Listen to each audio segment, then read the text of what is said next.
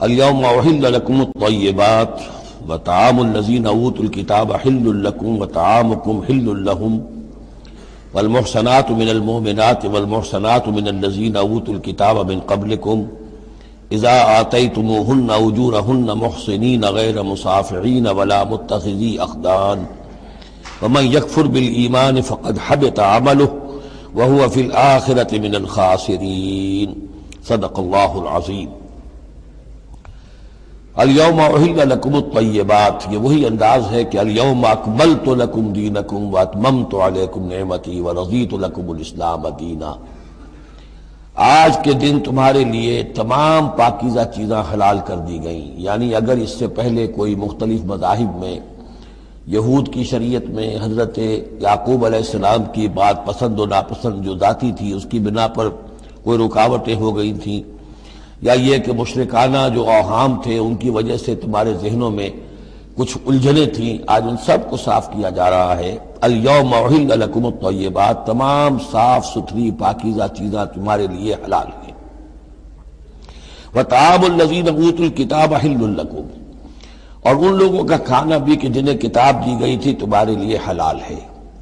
لیکن اس میں ظاہر ہونا چاہیے کہ ان کا کھانا کہ جو ظاہر بات ہے کہ اگر عیسائی سور کھا رہا ہوگا تو وہ ہمارے لیے حلال نہیں ہوگا، مطلب یہ کہ ان کا گوشت ذبح کیا ہوا اگر ہو حلال جانور کا تو وہ ہم کھا سکتے ہیں، جانور حلال ہو، اور نمبر دو کہ اسے ذبح کیا گیا ہو۔ وطعامکم حل لہم، اسی طرح تمہارا کھانا بھی ان کے لیے حلال ہے۔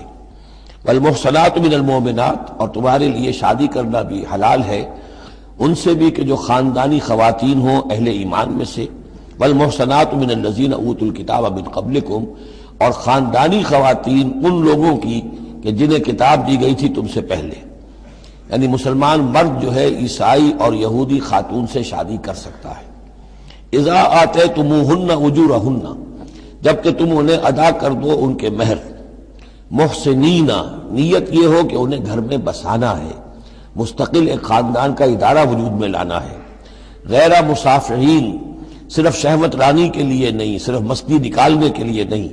ولا متخذی اخدان، اور نہ ہی کہ چھپی دوستی یاریاں بنانے کے لیے، کھلم کھلا نکاح ہو، ایک مسلمان مرد کسی عیسائی عورت سے، کسی یہودی عورت سے نکاح کر سکتا ہے۔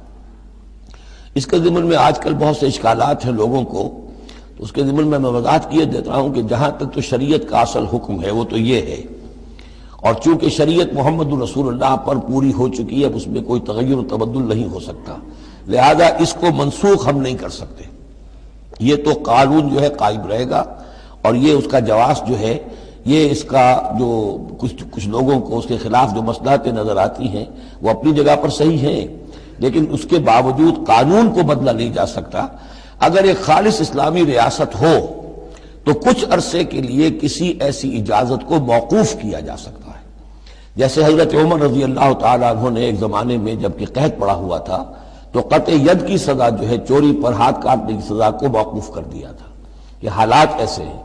اسی طرح سے عارضی طور پر کسی حکم میں، کسی ایگزیکٹو آرڈر کے ذریعے سے، اسلامی حکومت کے کسی عارضی حکم کے ذریعے سے کوئی پابندی لگ سکتی ہے۔